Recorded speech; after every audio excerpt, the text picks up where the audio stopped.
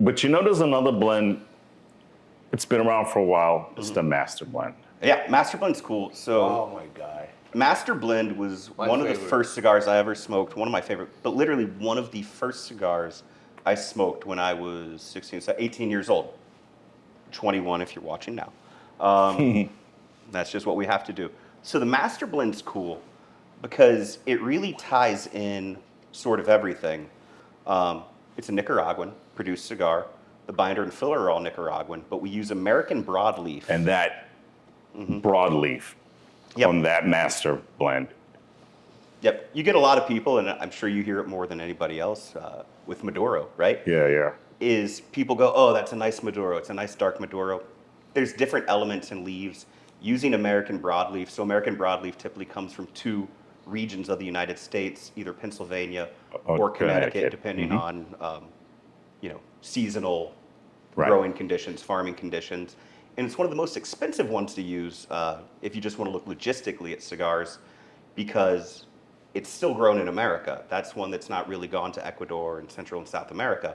So we have to harvest that here in America, send it to Nicaragua, combine the cigar, and bring it back. So this is sort of a premium ingredient that we use on the recipe of these cigars. But when I was 18 years old, I was in Tampa with some of my best friends walking around. And as I remember it then, I didn't know that the cigar industry was a thing, right? I knew people smoked cigars. I knew there were cigar stores, but I didn't know it was so massive. But we were at some, as I remember it, like a street fair in Tampa. And I'm sure it was some multi-vendor event back then when I didn't even know what a multi-vendor event was. But me and my best friend Alex, Sio knows Alex, we grabbed a couple of these, smoked them, and we looked at each other and we went, I like this. I like being a cigar enthusiast, cigar smoker, whatever you want to call it.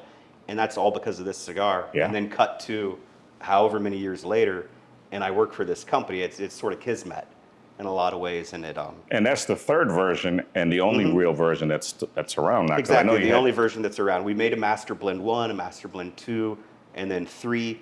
And I've heard it said, I don't know how much truth is in the story, because in the cigar world you have lots of lore, right? Lots of fables and folk stories. But the idea is, in terms of selling something, it's really cool to sell a 4-pack.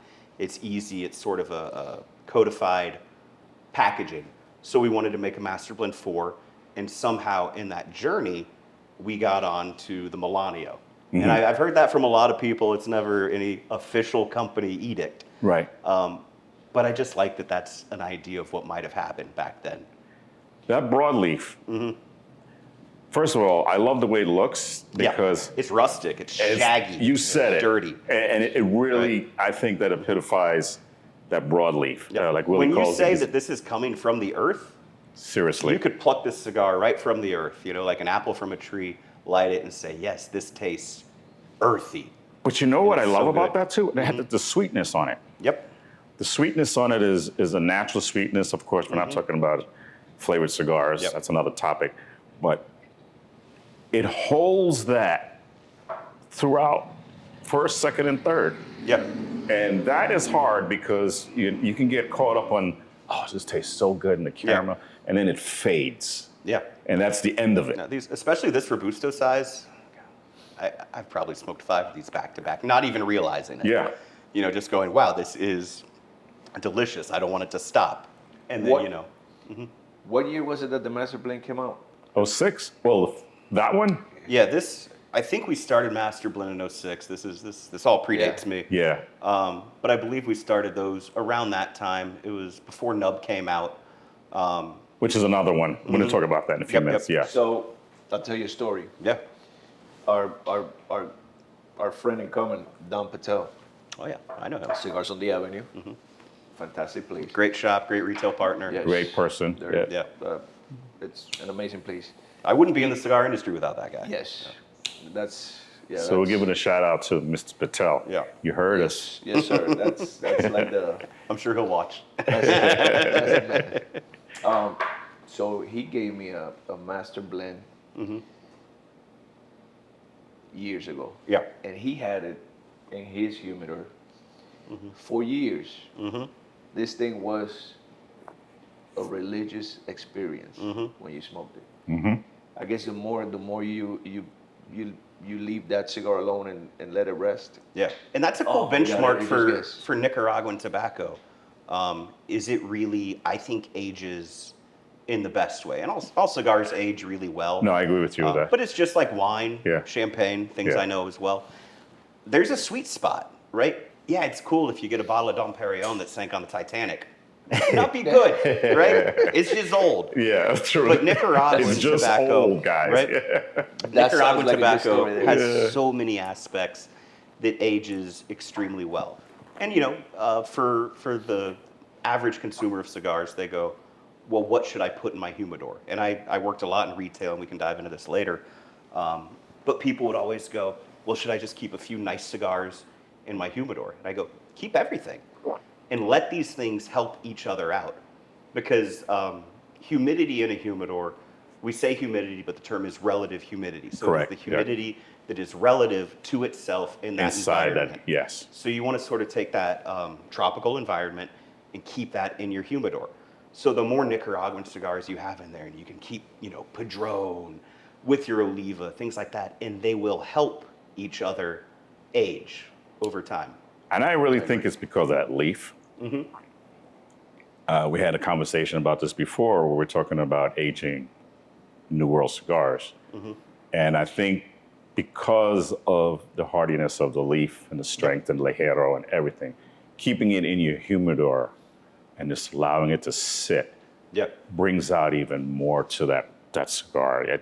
You can do with Dominican, yeah, you can. Absolutely. But That's when you get the crystallization on the cigar, and you get it so much more, I think, in these richer, sturdier, I use the word sturdy Yes.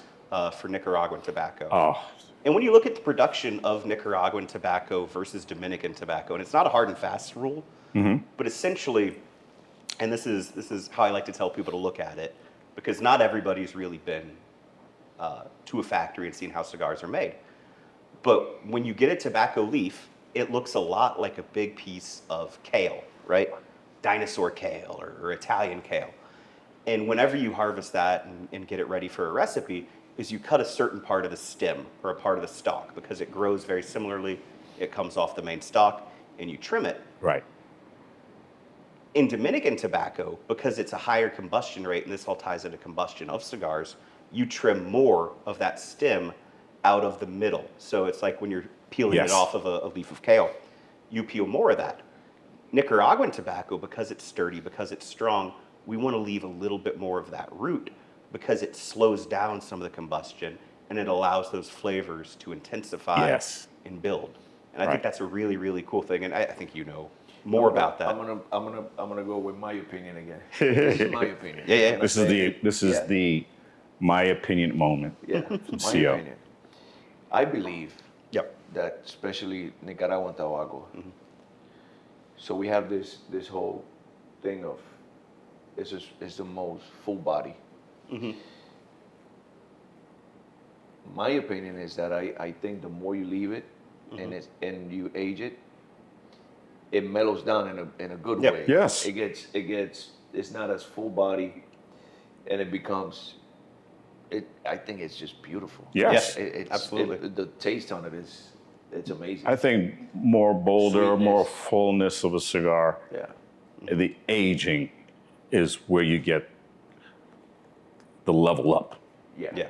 Moment And it's all up. about finding the balance. Yes. Right. And that's how blending works too, is you want to have a consistent flavor. And I learned this a lot from my buddy Michael Herklotz, Ferriotego Cigars right now. Right.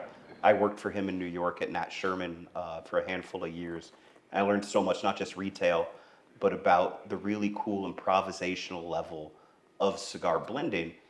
Is when you blend a cigar, you're blending it to last year's. And that's how you get consistency in a blend. Wine is the same way. Whiskey, scotch, bourbon. All these master blenders of all those different fields, they blend to the last year's because that's how you get consistency in the market. So you might be able to find a Melanio from, I was going to say 20 years ago. It wasn't around then. Yeah. But from 2013, it's going to taste different. Yes. Because we blend, but that's just the natural changing of the times. That's how seasons and palates shift. Because we have the same cigar, same product, It's almost like playing the telephone game, right? Right. So you blend it to last year's to make it consistent throughout.